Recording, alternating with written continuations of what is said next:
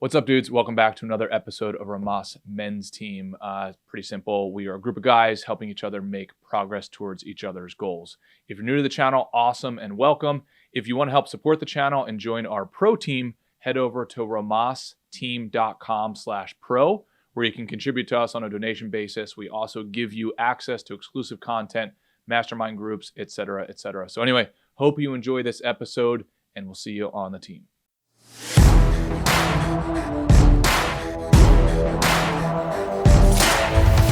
In action. What's up, dudes? Just coming off a weekend, I just went to visit Matt Mcauliffe. He did a show out in San Diego. He killed it. It's just so cool to see him flying high. We're walking around San Diego and people are coming up and be like, "Oh, that's Matt." You know, it's pretty wild. Dude, I'm in San Diego, man. Are you still there? No. San Diego, my second favorite city in the world, New York being number one. But yeah, San Diego is wonderful. But the reason I'm bringing it up is, you know, as everybody knows, Matt helped start this team, and seeing from where he started to where he is now is just unbelievable. It just really is. I'm super pumped for him. Couldn't be more proud of him. Happy for him and his family. And it's just a testament to setting goals and then sticking with it for an absurd amount of time, because he basically, and he would tell you this if he were here, you know, it took him probably a decade, if not more. I actually think more, to get his career off the ground in comedy. So just super pumped for him. But he's rich and famous. Like, does setting goals and sticking to them for an absurdly long time, you know, pay dividends for the little guy like me, you know? Oh, yeah. Well, no, 100%. I mean, that's where it gets into, you know, a lot of people say that they are on a good diet, but then if you had a camera behind them, you would see that they're actually not on a good diet, you know, for 87% of the day. Similarly to building your career and following your goals.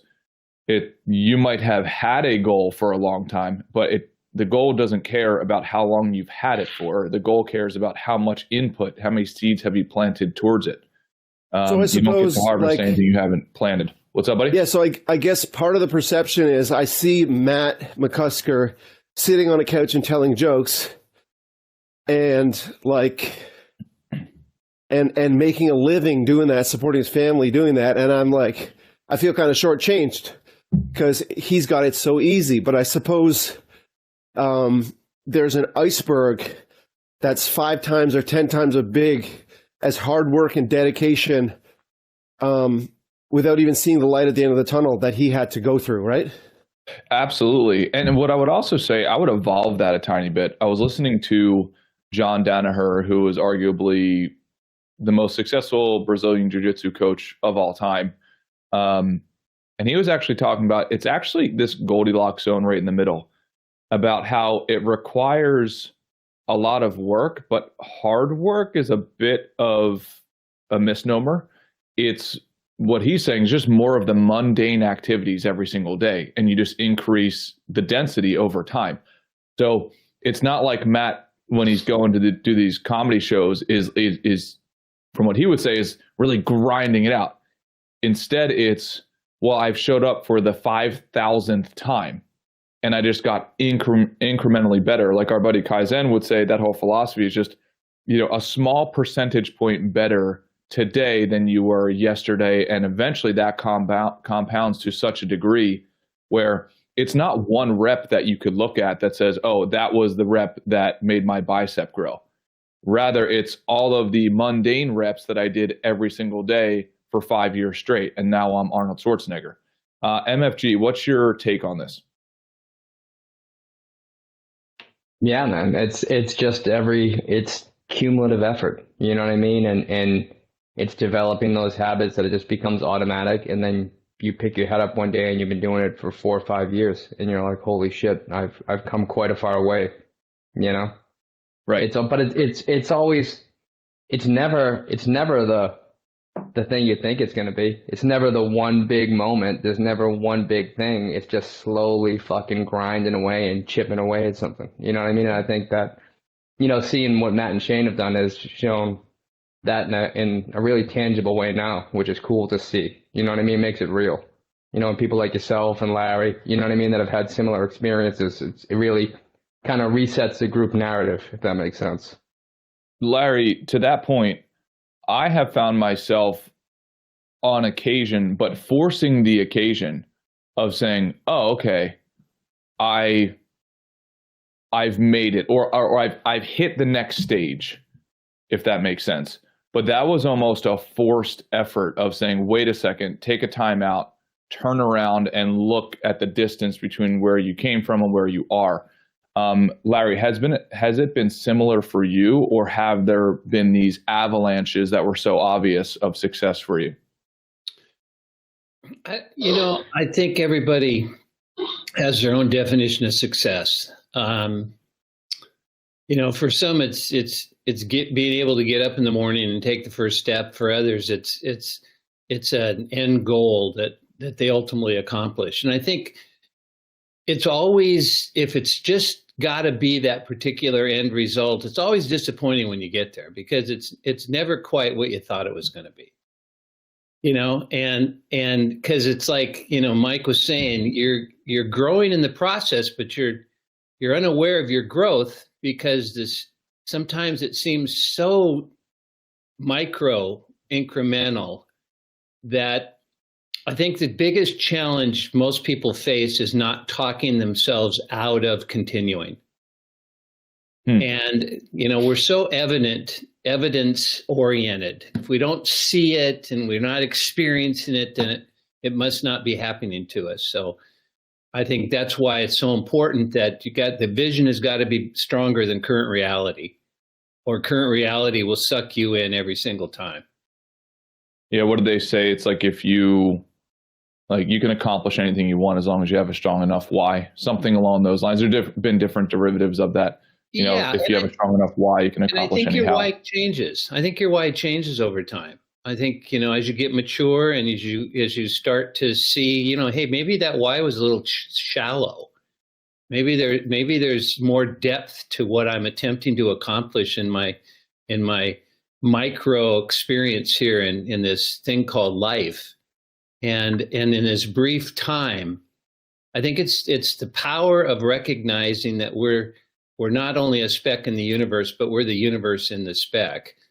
And I think that's rather empowering to not lose grasp of their concept of something greater than self, whatever that may be, because that's what we're drawing from, to continue this energy and to get out of the lows and not get too high to where you're untethered and you're just floating along thinking that you've accomplished something, but you're not available anymore for anybody else to help them grow. And Wes, in the example of Matt McCusker, can you think of, does he follow that formula of sticking to the vision beyond whatever the kind of score was on any given day on the journey? No, I think if Matt were here, what he would tell you is his journey was very much like a roller coaster. That pretending like it was just some straight line up would be a completely false narrative. That maybe that narrative is what people would talk about. Oh my gosh, just look at his straight up progress. When the reality is, he would tell you he's had a love-hate relationship with his craft, which I think we all have experienced, and I think that's true for everybody. Mm-hmm. I'd imagine that when Jiro is dreaming of sushi, sometimes those are nightmares. Sometimes he wants to change and become a carpenter. But it's the commitment to the craft over the long run. In fact, I think if you didn't fall in and out of love with your craft, I think it'd be a boring game and you'd stop that game pretty early on. But Ray, I'm reading this book called 10X is Easier Than 2X by Dan Sullivan. And I've gotten coaching from Dan a few years back, and I think he's an amazing entrepreneurial coach. And the line that I read, Ray, in this book was, the highest form of freedom is based on want and not need. Ray, when I say that, the highest form of freedom is based on what you want versus need, what comes to mind for you? Well, let's break down that maxim, the freedom, right? Let's think of its inverse, which is bondage or slavery or, right? Something like that. And so I would think of, if the ultimate freedom comes from your mastery of your wants, then the opposite comes from mastery over your needs, or like if you can only ever get to covering your needs, that's not true freedom. The true freedom is when you go for what you want. And I'm sure I am, taking the wrong interpretation. But what comes to mind? So what comes to mind is the cliche. Of as long as you have everything that you need, the wants are kind of the wants often are those are labeled as the things that are misguided. Wanting $1 million. Wanting a nice car, wanting a nice house, wanting a babe as a girlfriend. How about you? Or I suppose something else that comes to mind is true freedom is knowing the difference between what you want and what you need. And that's not to say to end the hunt for what you want, but just knowing, having the wisdom to know the difference. Yeah, I think that one sentence is really loaded with a whole bunch of different angles at which you could attack. I think, first of all, I think all of the things, the creations, the men and the accomplishments that I admire came from a source of wanting more, not just, I just need to work hard enough to get calories and shelter, and that's it, versus I want to build something outstanding in my life. And I think the more we operate from a wants-based economy rather than just a needs-based economy, the more we can create for each other. So I think if you look at community, if you look at cities, if you look at the world, we are benefiting tremendously from people who thought just outside of the perimeter or significantly outside of the perimeter of themselves and their family. They are creating something for the larger community. I mean, you can look at what we're doing here. If we operated purely on a need, then all of us would not be meeting right now. MFG would not be willing to share his experience and his knowledge with other men. Why? Because why would he? There'd be no benefit to him if he's purely operated off of need. Kyle and Phil and Larry, the same thing. So for some reason, so Wes, pardon the intro, but I also now think of all of a sudden of Maslow's hierarchy of needs, right? And how I don't suppose Maslow encourages us to stop at the widest part of the pyramid, right, where shelter, water, and grub are taken care of. Right. Yeah, Phil, what comes to mind for you with that sentence? It reminds me, I guess, I think of something I've been thinking about a lot in the last few weeks is that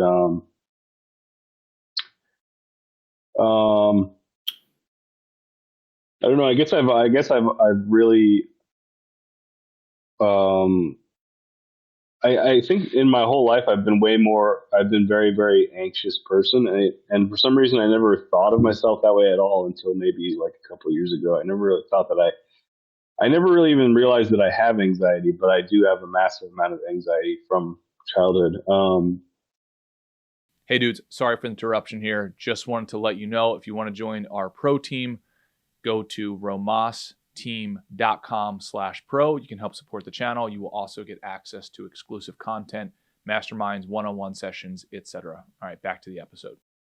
I guess one of my main anxieties is just comes from my dad's rage problems, because his rage is so unpredictable, and I would always feel like an enormous weird combination of guilt and fear. Whenever I would help him, he would always be he restored a old pickup truck, and I would help him with that and stuff. And he would always, freak out every once in a while and start screaming and throwing stuff and stuff. And like, I would always try to like find the part that he was looking for or whatever the tool and try to help, solve the problem that he's freaking the hell out about. And, that would always make me feel extremely anxious and it really just like extreme amount of like tension in my chest and stuff like that or whatever, and, I guess having that, experience over and over and over as a kid and other stuff, different stuff from my mom also like, made me very like afraid of the world in various ways. Because I was thinking a lot about, recently I was thinking about how the last 7 years, or when I had this really, easy software job for a while, I was never making incredible money. I was always actually kind of like having a hard time paying rent because the Silicon Valley is just ridiculous. Like $1,000 or more dollars for a tiny room in someone's house. It's ridiculous here. But like, I've just been thinking back about how like I was wasting an enormous amount of money. Most of my, like, I would mostly eat out food. I almost never like made food at home. And so that's at least like $1,000 a month maybe that I could have been saving if I had just been, preparing food or whatever. And it's weird to think that like I wasted so much money, but I never, for some reason I've been thinking about this a lot recently that like I've wasted so much money, but I never really wasted it in fun ways. Like I was thinking about how I've only been to a nice steakhouse once. Like $100 steakhouse once. And like, I don't know why I never did that. Like I could have gone to nice restaurants. I could have gone, I could have done stuff with my money instead of like spending it on bullshit. It's weird to think about. Like I could have saved up a little bit and gone on vacations every now and then. I never even considered doing that. And it's, I think partly, not entirely, but I think it's partly because I'm like, one of my main problems in life is when I get into a situation that I feel comfortable, or I guess maybe safe is the word it's a little embarrassing to use, but I think when I feel safe about something, I just want to stay there forever. I just want to stay there and not do anything else. Cause it's like, I think, most of my childhood, I felt very unsafe. Because my parents were like these like kind of violent forces in my life. So you kind of feel like you have nowhere to go really. I think that's why I spent a lot of time in my room on the computer and stuff. And then maybe that's why I like computers a lot. Sorry, Phil, to cut off, but real quick, do you, relative to the topic that we're bringing up, do you feel like your childhood upbringing sort of funneled you into only acting from a place of need? Because if you acted from a place of want, that you either didn't deserve it, or mom and dad would bring the house down because of it, or there wasn't maybe enough surface area for your wants because your parents took up all of the want volume, if that makes sense. What's your perspective on that? Yeah, I know for sure. Like I have a very weird, I have a really, really screwed up like mental whatever. Like I have a screwed up like understanding of wants and need, because I think a lot of the needs weren't really being met, and then my parents would like, especially my mom would always spend a lot of money on like gifts and stuff, so like I guess like I'm sorry, can you ask me the question again? I kind of got look. So relative to the topic at hand, right? Wanting from or acting from a wants origin versus a needs origin. Because my personal perspective is, because I grew up poor, if you even said that you wanted something, 80% of the time, if not close to 100%, it was not only, hey, we can't afford it, there was almost a sort of like shaming and even asking for it, if that makes sense. I guess. Like, oh, Okay, so I you guess think money grows on trees. You forget to close the door. It's like you grew up in a barn. I remember one time I told a family member that I wanted to be a certain occupation, and this family member was like, "Oh, you can't do that, right?" And meanwhile, this person knew nothing about my intellectual ability, knew nothing about my grades, nothing about my work ethic, but that was just to be fair to that person, their reflexive responses to anything beyond basic needs. You think you're going to make it out of here, man? Good luck, And then once you do make it out, oh, must be nice, So anyway, Phil, coming from that perspective and then we'll throw it over to Kyle. Do you feel like you can operate from a wants origin rather than just and solely a needs origin? Yeah, I think I have a lot of work to do to correct those things, because this is what I was kind of, I guess what my point was a second ago, was that like I feel like my wants and needs are kind of screwed up in my head emotionally, because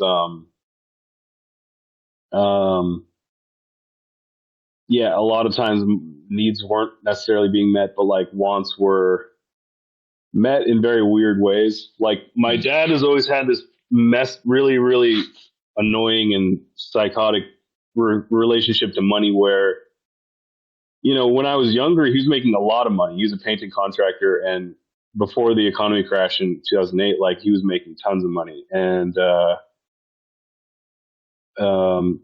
but he always has this like weird compulsion where like he's not diligent about anything. That my parents never like are diligent about saving money or being proactive. They just like think everything's fine until they realize there's a problem, and then they freak the fuck out, and then they're like in panic mode or freaking out and totally chaos. And then they're back to like, as soon as they feel like it's fine again, then they go back to not caring and not paying attention about money at all.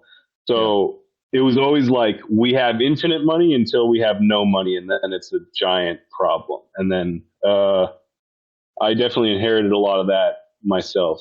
So I don't think that I really. I just think I don't know. I just think it's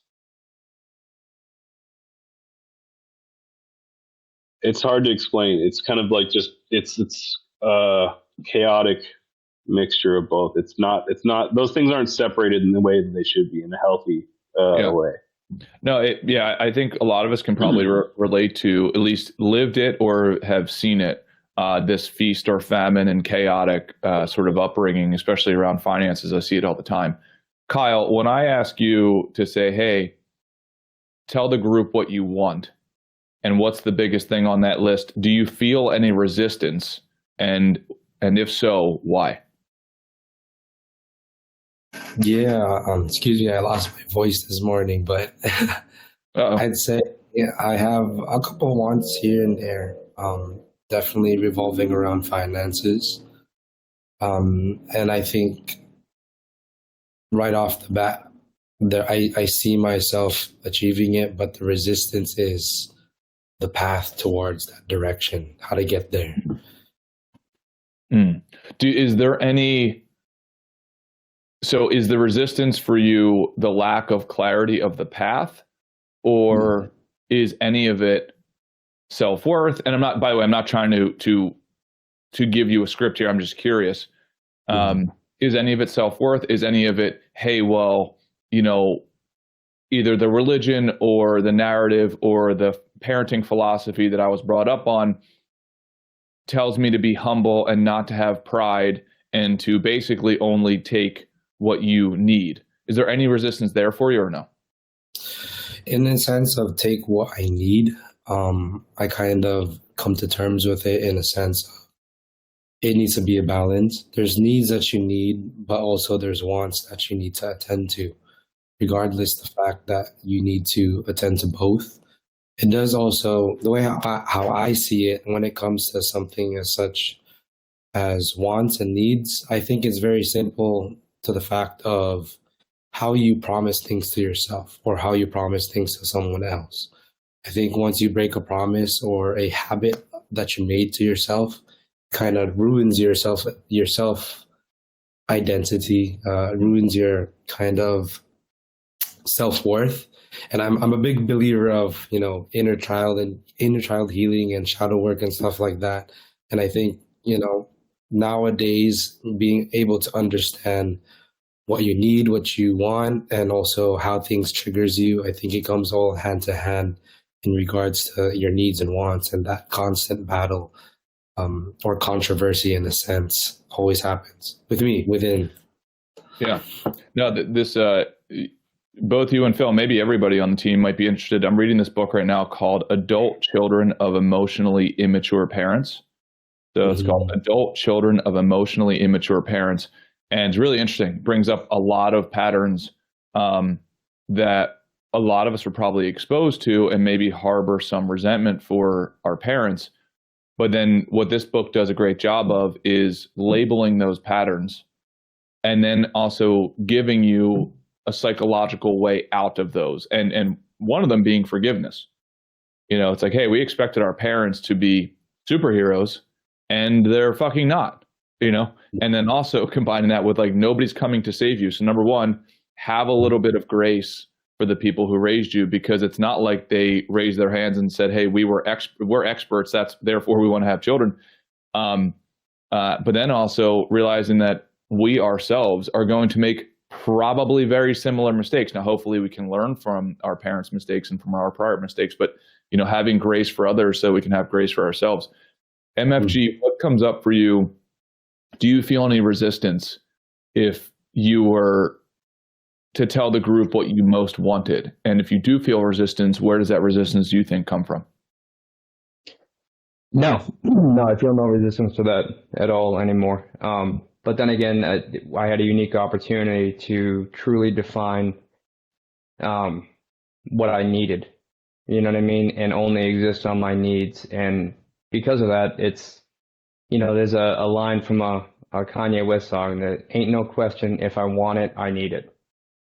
And so I was fortunate, as fucked up as my parents were. One thing that my father always told me was, listen, you can do anything that you set your mind to. You know what I mean? And you know why? Because you're Michael fucking Gibbons. That's why. And that was just burned into my brain. So now if it's just, I'll tell you what I want. All I want is the ability for honest self-expression. You know what I mean? And to me, that's an attainable goal, because I don't need a lot to have that want. You know what I mean? For me I can have that want in my current existence and continue to expand upon that. But it's been an interesting practice for me to really identify that the things that I used to want or strive for, or the false idols that I would put up, like, oh, I want to have this car or this house. And then I got the things and they didn't make me happy. They were traps. I'm like, all I want is that I want a Range Rover. And you get a Range Rover and you're like, this thing is a piece of shit. You know what I mean? And it becomes now this piece of metal that is just an obligation in my garage. You know what I mean? I'm looking at it being like, oh, that's $800 a month. Cool. And it's freeing to realize that so much of the things that we think that we want, or the misnomers that will show up, are just a projection of the things that we can give to ourselves. Well, let me ask you this, because to tease out some of the stuff that you're saying from the great philosopher Kanye West line that you brought up, which I think is pretty interesting, a blending of wants and needs, like wanting something so bad that your brain feels like it needs it. And I would imagine the work would be congruent with that, which reminds me of my favorite line out of the book Relentless, which was crave the result so bad that the work is irrelevant. MFG, is there some wisdom there of, hey, if you desire something so much, it essentially becomes a need, and if you can live your life perhaps there, what are your thoughts? Oh, it is a need. It's not. It doesn't become one. It actually is, because when I haven't pursued those wants, you know what I mean, and I've tried to put myself into other confines, there's a price to pay for me. You know what I mean? There's a lack of congruency with my life when I've done that. So and at least that's how I choose to perceive it. You know what I mean? Because and also too, I could afford myself a more luxuries if I were to just, I could put myself in this box and do very well financially, or not very well. I could go out and make 150 grand a year. You know what I mean? In just traditional construction.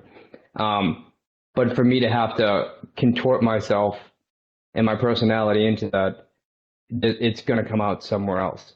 So for me, in order to be true to myself and to be living like congruently, it's not a want, it's a need. You know what I mean? Because the wheels fall off otherwise. Larry, do you notice any resistance either with yourself or other people, or just commonly, that there's this resistance to articulating wants versus needs?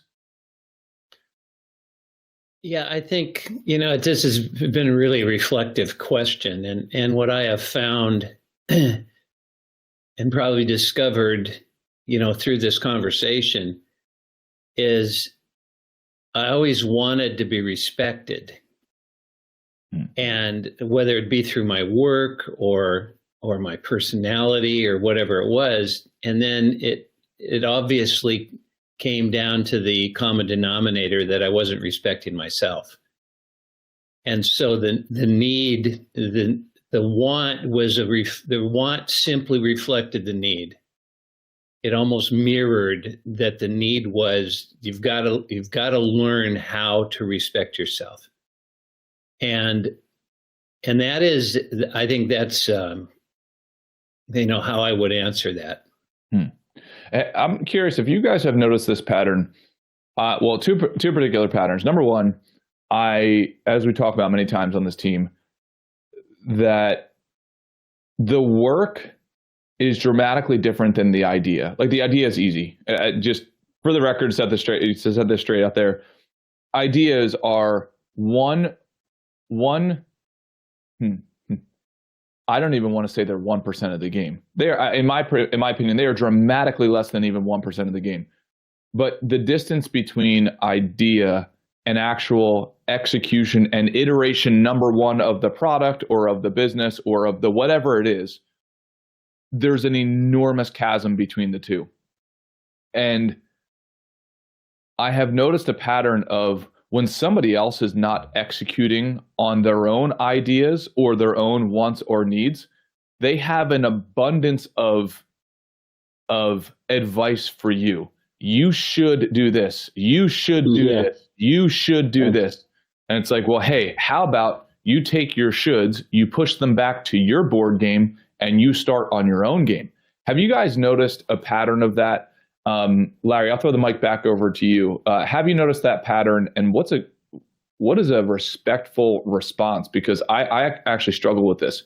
Oftentimes in my business, man, I can tell you, it's on a weekly basis where at least 4 or 5 people tell me the thing that I should do, and not realizing it's like, yeah, I'm aware, right, that this is a potential opportunity. But what you just said takes 8 months of execution, and we already have 25 other projects. So if you want to come in and work for free and execute on that, then be my guest. But how about you turn it around on you and you do the thing that you said I should do? How about you should do that in your own business? Larry, what are your thoughts? Yeah, I mean, it's like somebody going on a diet and Yeah. And you're about to take a bite of pizza, and they go, "Do you know how many calories are in that?" Yeah, and the nitrates and the on and on and on, and they give you a whole education and in the realm of being a dietitian. But what I have found, rather than be irritated and annoyed by it, it's a reflection again of they're trying to sell themselves. When any time we're trying to sell another, we're trying to sell ourselves. That I am on the right track, don't you think? And that's what we're really doing, but we do it in a less subtle way, we think. And I think the response to that is, oh, where did you get insights into calories on pizza? But not be facetious and not be mean-spirited about it. Come from love. I mean, obviously this person's really passionate about the fact that they're now taking a look at their diet. I'm curious as to what led you on to become important to you. So I just kind of throw it back. Otherwise, you get in an argument, or you tell them that, no, that's not how many calories there are. They're actually 273. And now now we're not of any value at all. And I think that the need that I have is that if I'm not of value, then keep my mouth shut, or what am I doing? Okay. If it doesn't produce value, and when I watch Mike, when he was grinding and he was creating that, whatever he was creating, because I never found out, but he was really into it. And I was, now I forgot, I lost my train of thought on that, well, it's a good point, Larry. I think learning the scripting, because I do think there's value in giving your opinion on something if it's meant to really help you. Like me saying to Larry, hey man, I've experienced this pattern in my business. Seems like your business and I'm executing, you might benefit from this, versus saying me not executing at all and me saying you should do this, you should do this, you should do this, you should do this. At a certain point, it's like, all right, man, I get it. But if we all, again, getting back to our analogy, if we all chopped our own wood, then our ideas that we shared together about chopping wood, and hey, I chopped this type of wood and I did this and I used this pick and this blah, blah, blah, this axe and so on, I think that'd be really helpful. But be careful of offering a whole bunch of advice that's not founded on anything other than, right, like your gut instinct at the time. But if your gut instinct at the time is based off of no work effort, that's a bit of a problem. It's the bumper sticker advice is like assholes, right? Everybody's got one. I mean, it's that kind of. Yeah. Ray, what's your perspective on that? Sorry, this is Ray's first time on this team show, so he doesn't know how to use it. Where to God, Wes? Yeah. Oh, fuck. Yeah. I'm back. There he is. Wes, can you remind us of the precise language of the quote from Dan Sullivan? So let me pull it back up here. Highest form of freedom is based on what you want, not on what you want, but what you need. No, the other way. Highest form of freedom is based on what you want, not need. Yeah, got it. Yep. Yeah. So I think, if you're going to return to me for some. Sorry, Ray. Yeah. Phil, we're about to let Phil loose on you, bro. Ray, if you wouldn't mind figuring out your internet shit that's going on, and then we're going to throw it over to Phil. Phil, you take the mic from Ray real quick, and then we'll get back to Ray. One thing what you guys were talking about recently just made me think about is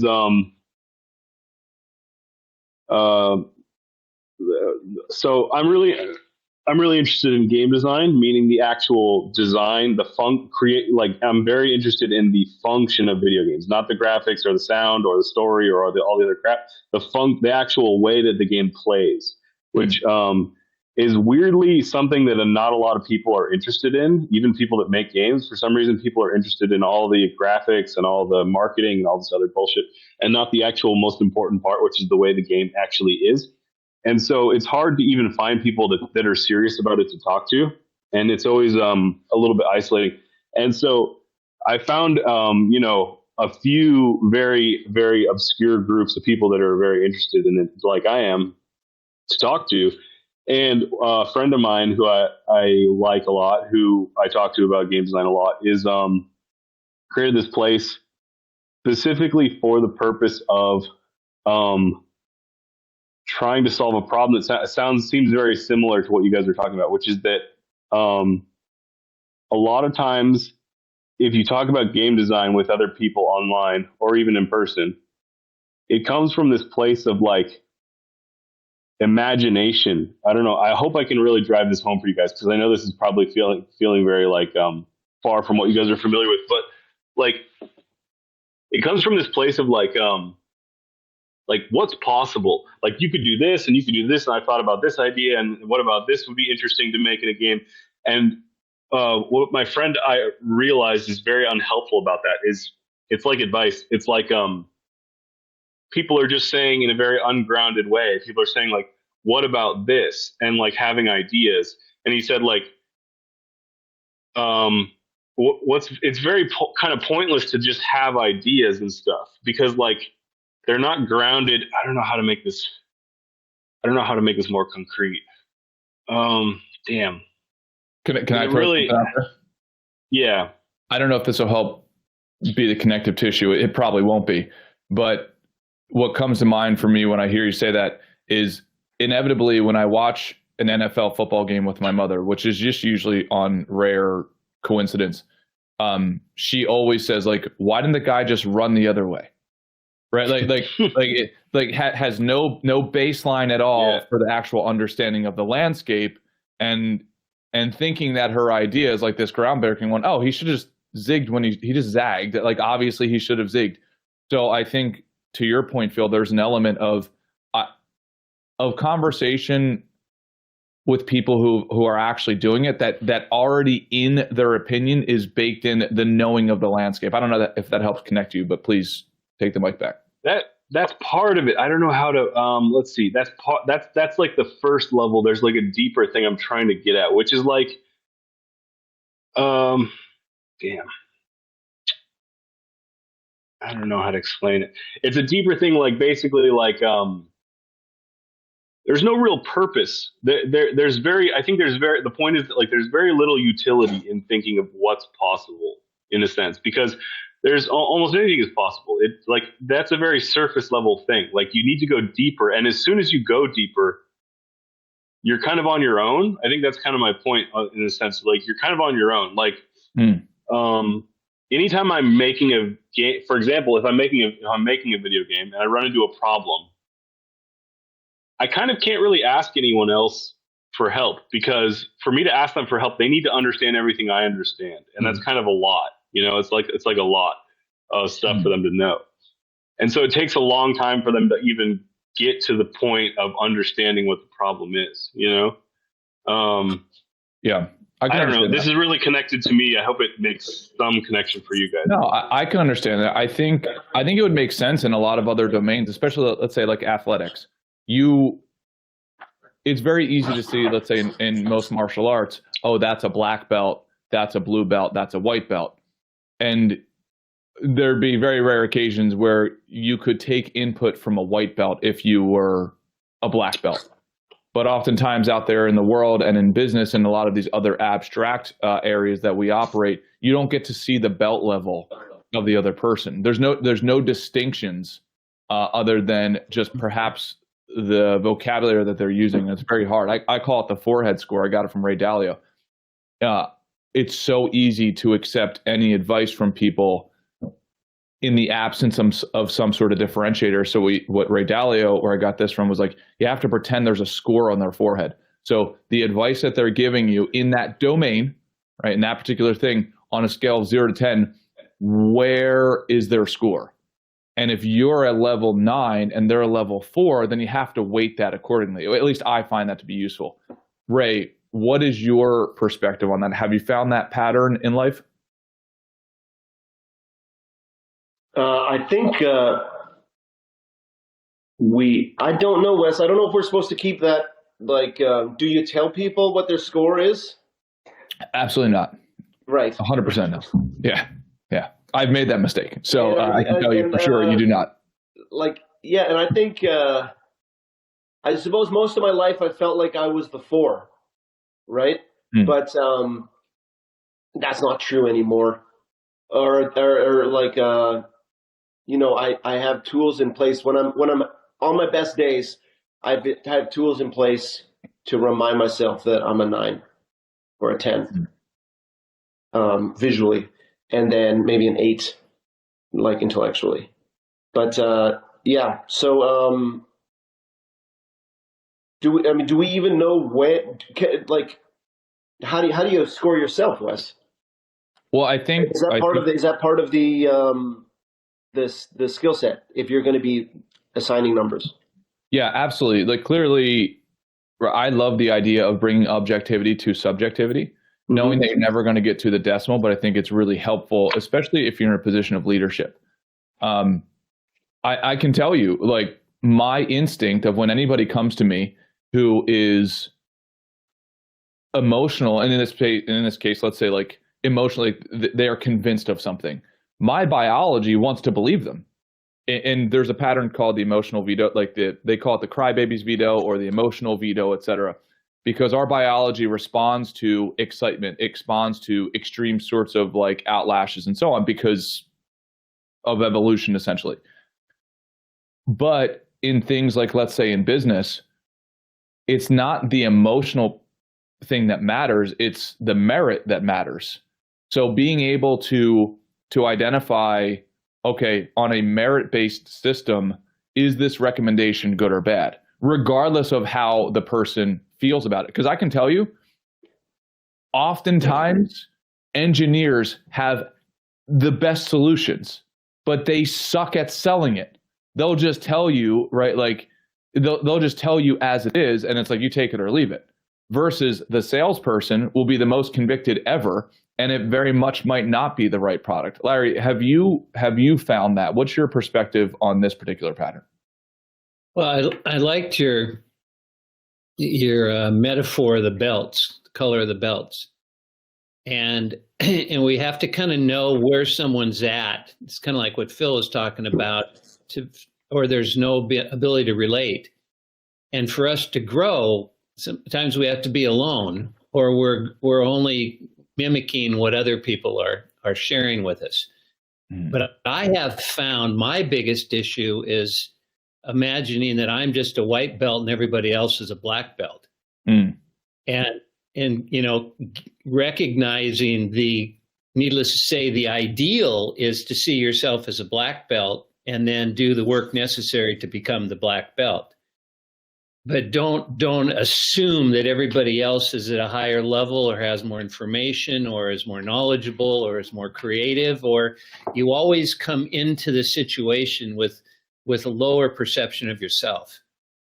And you and I can't operate to our full potential when we come from a less than perspective of ourselves. We're holding ourselves back because we have a fear that it's not going to be accepted and it's not going to be what others are looking for.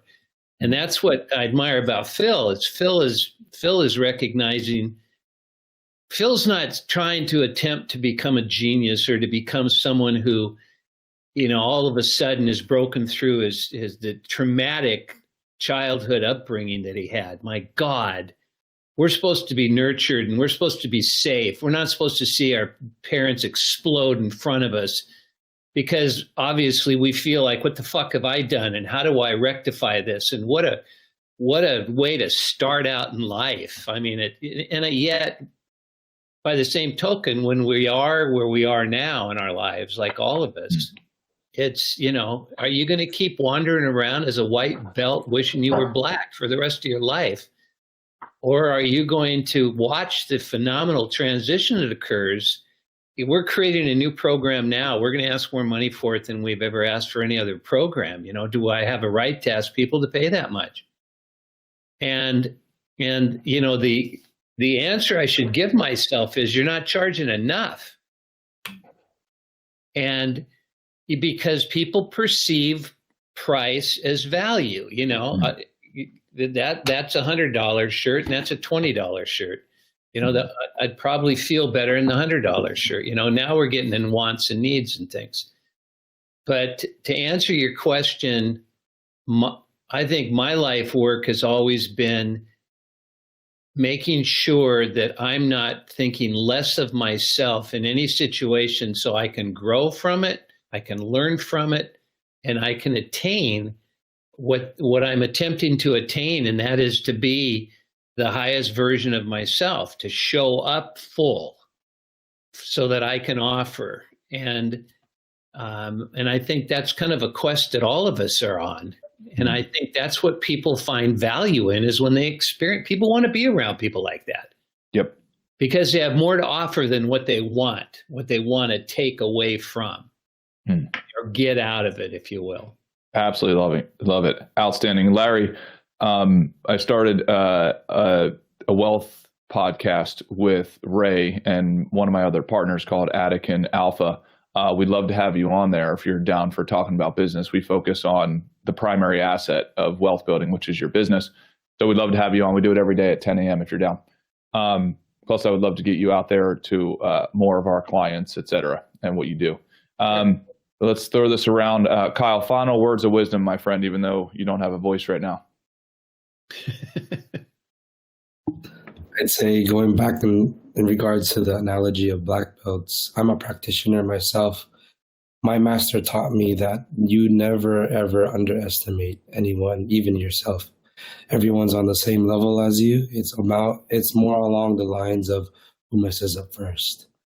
And so you counter to counter. Same thing with any punch that's you're taking, any kick you're taking, any attack towards your self-identity, or translating into self-identity, how you see your worth. It's a counter to counter. It's first who has more of the practice in self-discipline, more of the practice of focusing on one move, attack at a time. I think Bruce Lee said this, I'm more scared of a man who practiced a move 10,000 times than a man who knows 10,000 moves. Practice once a piece. Yeah. Yep. Love it. I just wanted to ask for some advice really quickly, if that's all right, before we wrap up. Do we have another 5 minutes, or is that too long? We've got 7 minutes, but I need 2 minutes prior to the meeting, so 5 minutes is spot on. Let's do it. All right. Well, so it just needs to be. It's really just quick, but I have a pretty amazing opportunity coming up tomorrow. I'm interviewing for a lead design role at a company, and obviously, if I get that would help me out immensely. But basically, the situation is a friend of mine had lunch with someone who's just started a new studio, and they're creating they're looking for a lead designer. So to make a video game, and so hell yeah, I think that I'm totally capable of doing that, but I don't think that my track record shows that, because I've only made one small game before myself, and the work that I did before this, that I got most of my experience from, was basically making games, but they're technically not games. We made enterprise software for companies, teaching people we made video games that teach people how to repair equipment and stuff. So when I'm having an interview with video game people, they're going to be like, well, that's awesome, but it's technically not a game. So I don't know. I'm just looking for advice on what you guys think about how I can sell myself best. And if I could throw something out quick to that. Yeah, do it. I went into an interview, and there were 35 sitting there, and it was my turn, and I went in, and it was with Union Oil. And I knew nothing about what they were doing or anything. And the guy said, "So why should we hire you?" And I said, "Well, before I answered that, tell me about why this would be a great place for me to work. Tell me what you folks think you are most highly excited about and you feel most proud about it as an organization. I know what I can bring to the party, but I want to make sure it's a good fit for both of us." And he hired me right then. Wow. So remember, Phil, you know what you can offer. You may not have been able to show it all yet, but that's not the reason they're going to hire you. They're going to hire you because you've got a great feeling about your ability to bring out the best in others in their work, and you yet want to find out what's wonderful about this organization. And if you do that with the right heart, you'll be able to handle anything that comes your way. Love it. So Larry, awesome. If I had to summarize your perspective, it's go in and realize it's a two-way street, that each of you are interviewing each other. Kyle, to go round robin here to help get this over the finish line for Phil, what would you do? I'd say my question to you, Phil, is: do you enjoy the work more than anyone else? Would you do it for free and you have fun doing it?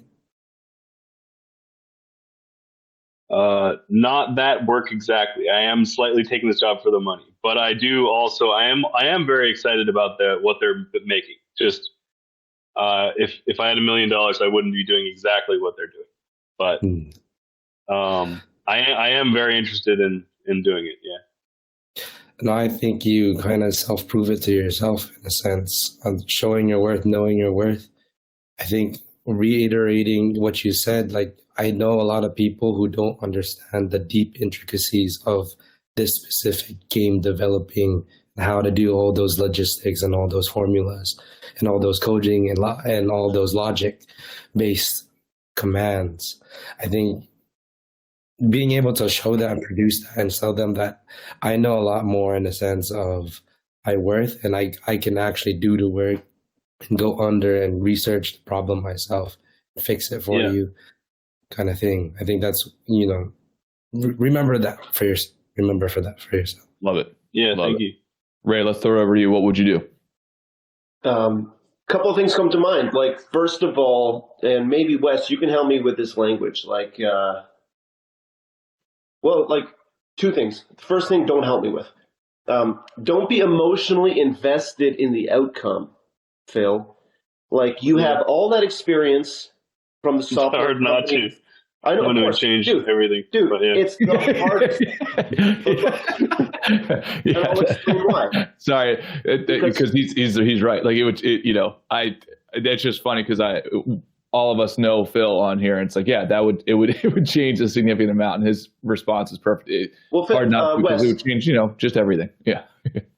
Wes, I don't want him going in there. I need this so bad. Like white knuckles. Yep. I want him. Yeah, I know. I'm really trying not to be like that. I want him going in there. I can do this job. And Wes, you can help me with this language.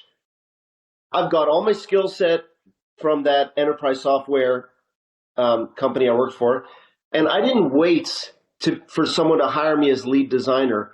I lead designered my own game.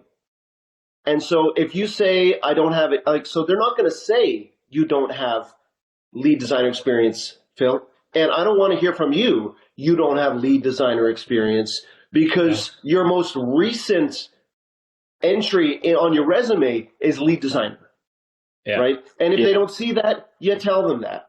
Remember, that's your issue, not theirs. Yeah. So Wes, how would you phrase that, like kind of like scripting? What would be the scripting on that? Like, Kyle, Phil, I don't see lead designer anywhere on your resume. Yep. Yeah, and Kyle, if you don't mind pinning this, so this particular part, I think this could be a good little clip. I'm a huge fan of the quote, "You do not rise to the level of the occasion, you fall to the level of the training."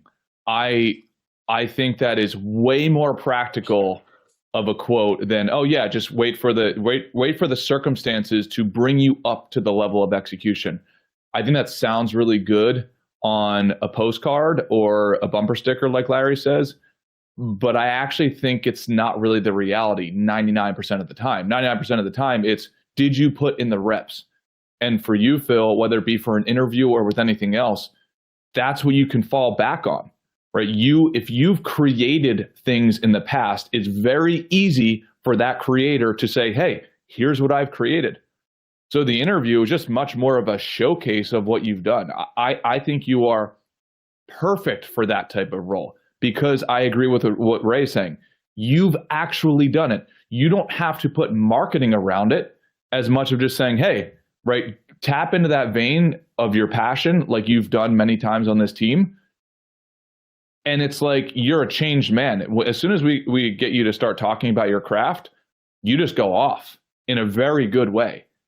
So rather than letting them oppress you with these questions, rather view those questions as like open gate. Dude, I think I wouldn't be, if you can tap into that and just remember that you built something that probably 99% of your competitors in that interview have not done, just stay there.